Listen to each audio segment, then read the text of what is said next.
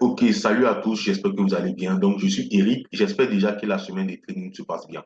Donc, tout à l'heure, on a tradé l'euro USD et là, on va justifier, on va expliquer comment est-ce que s'est passé notre analyse et qu'est-ce qui nous a permis de prendre le sel. Déjà, nous sommes entrés ici, nous sommes entrés juste ici et nous avons placé notre TP à 50 pips comme vous l'avez constaté. Donc, nous avons placé un TP à 50 pips. Pourquoi? Parce que 50 pips correspond à la moyenne journalière sur le niveau. Donc, au niveau des euros USD, c'est la moyenne journalière. Et en deuxième position, nous avons passé à 50 pips parce que 50 pips correspondait à 2,5% de notre capital, en fait. Donc, c'était notre objectif de la journée, en fait. Et là, je vais vous présenter le trade. Voilà, donc c'était exactement ici que nous sommes rentrés et nous avons placé notre TP en bas, c'est-à-dire à 50 pips en fait.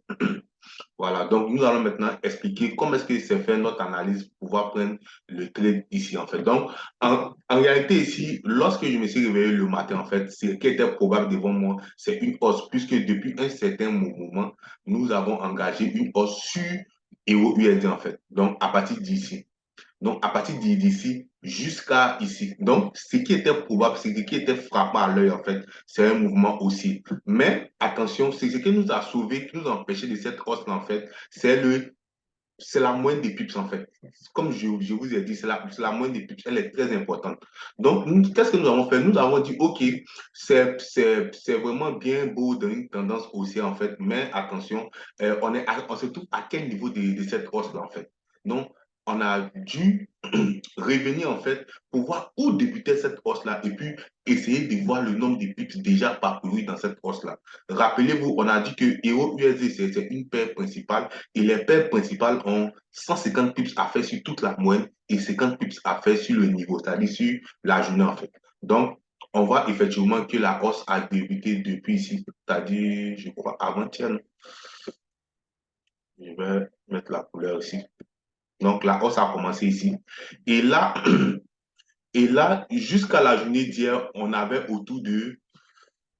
Donc, pour mesurer, en fait, excusez-moi, pour mesurer, en fait, je prends du plus bas de la tendance, c'est-à-dire où la tendance a débuté, son plus bas, en fait, jusqu'à où la tendance est arrêtée, c'est-à-dire son plus haut. Donc là, on était autour de 147 pips.